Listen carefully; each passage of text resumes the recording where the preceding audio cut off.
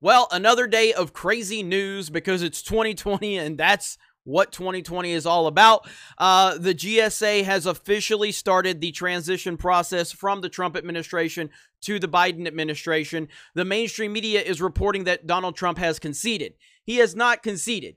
He has not conceded at all, but it doesn't look good, and I will be clear about that. It don't look good, but he has not conceded, even though that's the spin that the mainstream is putting on this entire situation. But the GSA has officially started the transition process. That is not good at all. Now, we know that the Democratic Party and the left-wing lunatics out there will harass, will dox, will threaten, will do any amount of intimidation tactics. We have seen it over and over again. If you want to ignore that it happens, that's a you problem. But the reality of it is, this is what they do. This is not a surprise to anybody that's been paying attention at all. And it's clear that the pressure has gotten to a point where people are seriously sick and tired of this treatment by the left, but this is what the left does.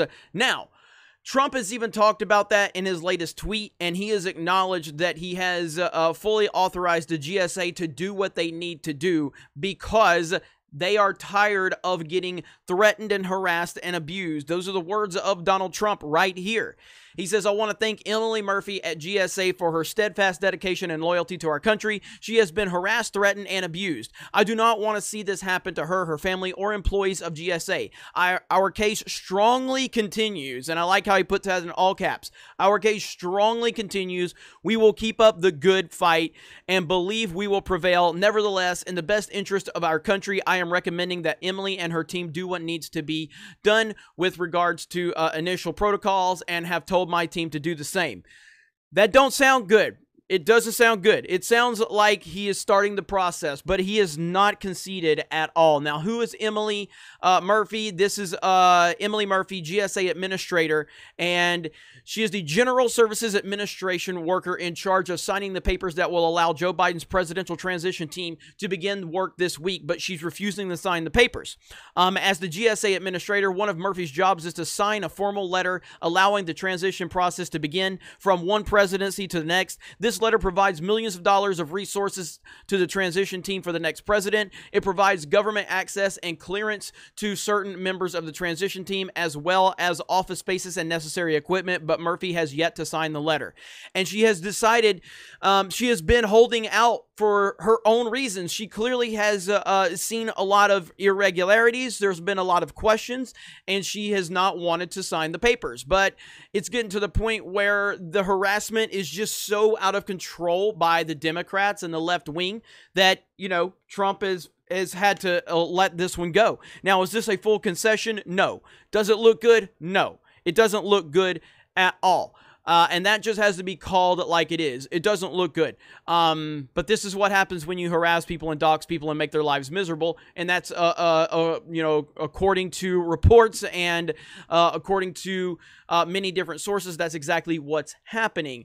Now, the thing that I find interesting about this is just about an hour ago, Michigan certified the election. But as soon as that certification came out, Jenna Ellis, Trump's attorney, sends this out. The certification by state officials is simply a procedural step. We are going to continue combating election fraud around the country as we count all the legal votes. Americans must be assured that the final results are fair and legitimate. Jenna Ellis, Trump 2020 senior legal advisor. So what does all this mean?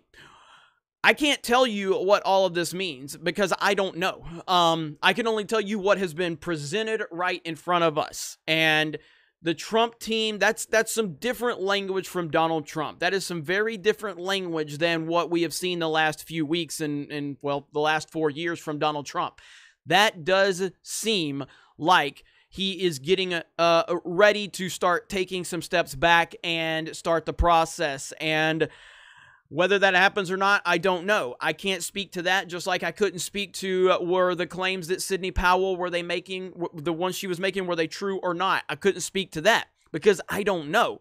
All I can do is give you what we're seeing and then add my opinion to it. But ultimately, my opinion is just that. It's just me looking at the information, me looking at everything that's happened, and then giving you my feedback. But ultimately, you need to make your own decision as to what you think is going to happen. If you think I'm wrong, please feel free to educate me in the comments and tell me what I'm missing. But based on what we're looking at right now, this does not look good. It doesn't look good at all, especially how Trump has been very bombastic and very aggressive in the entire process, and saying that we won the election and we're going to keep fighting. And then now it just seems like a different approach from him.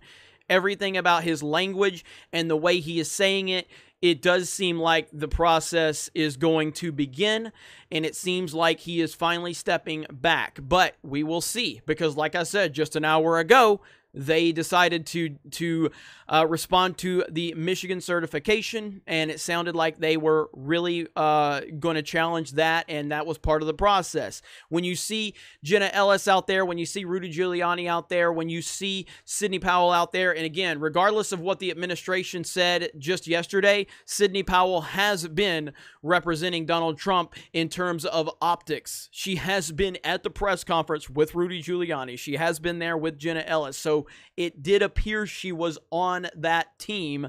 Maybe not directly, but it still was indirectly where she was there. And when you look at that, and then you look at the press release that was released just yesterday by the Trump team, and now you look at this information, it seems like they're giving the mainstream a lot of ammunition now. And I don't really know what's going on there. Again, there might be more to this situation than I'm not seeing, and I am fully aware of that, and I am leaving that on the table. But as we are looking at this right here, right now, in this moment, reacting, I have not seen anyone else's reaction. I don't know what people are saying right now. All I'm saying is that it doesn't look good from my perspective, but I'm willing to hear different sides of the situation if you think you have a different perspective, or if you think I'm missing something.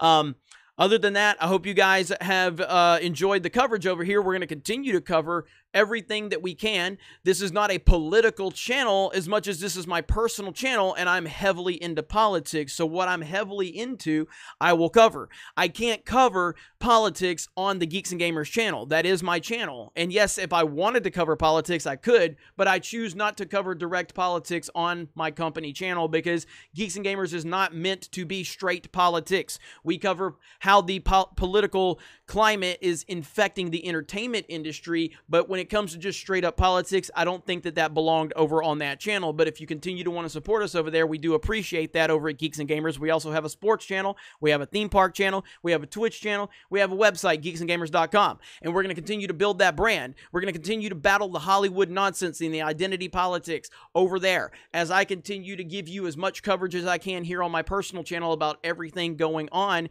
in our political climate. I do not like Democrats. I do not like Republicans. I do not like the establishment. I like Donald Trump, and I will continue to support Donald Trump. And if he is done fighting for this particular election, I do believe the man will be back in 2024. I do believe he will be back, and he will be at the forefront, and he will be battling the establishment Republicans once again, just like he fought them in 2016. And he will continue to fight for what he believes in, and I believe he is going to have an insane amount of support if, in fact, that happens. But we don't know that yet. We are just continuing to watch this unfold, and I will cover it as well as I can here on this channel. If you want to follow me over on Parler, you can, at DDayCobra. Check us out on geeksandgamers.com. Support us over there if you want as a premium member. It gets you exclusive access to all of our live streams and everything like that. Other than that, crazy stuff. No telling what tomorrow's going to bring, but I appreciate all of you being here. Have a great day, and we will talk to you later.